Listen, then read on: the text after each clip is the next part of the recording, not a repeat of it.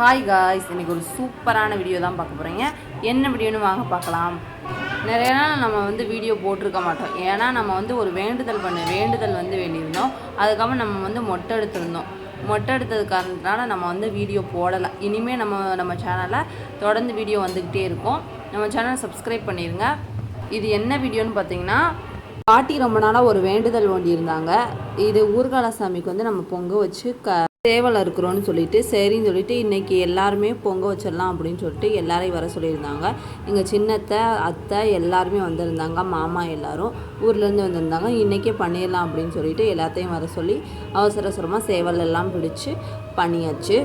இங்கே பொங்கல் பொங்கிருச்சு. பொங்கல் பொங்கினதுக்கப்புறம் அரிசியை ஒரு ஆளாக போட்டாங்க. இது அத்தை பொங்கலுக்கு போடுறாங்க. அதுக்கப்புறம் இது சின்னத்தை போடியில் இருக்காங்க, அவங்க போடுறாங்க. அதுக்கப்புறம் போட்டதுக்கப்புறம் நான் போட்டேன்.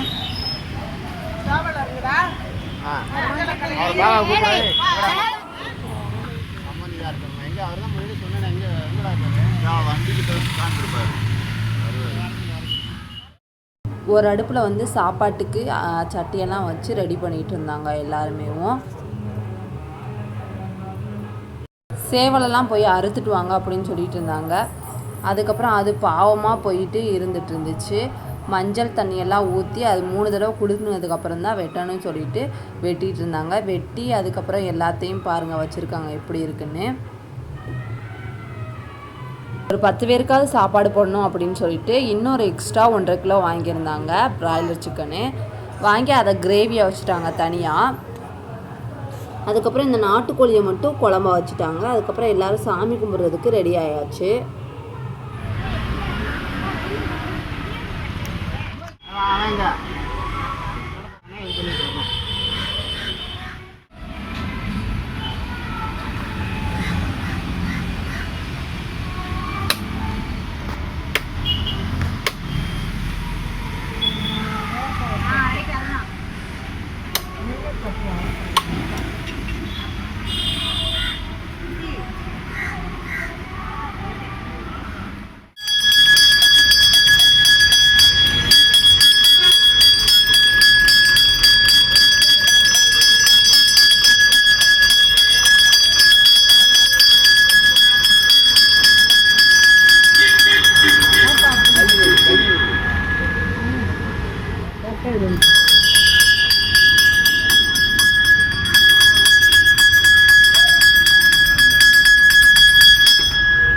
சின்ன மாமா சாமி கும்பிட்டதுக்கப்புறம் பாட்டி தீபாரதனை காட்டினதுக்கப்புறமா ஒவ்வொருத்தராக சாமி கும்பிட்டுட்டு இருந்தாங்க.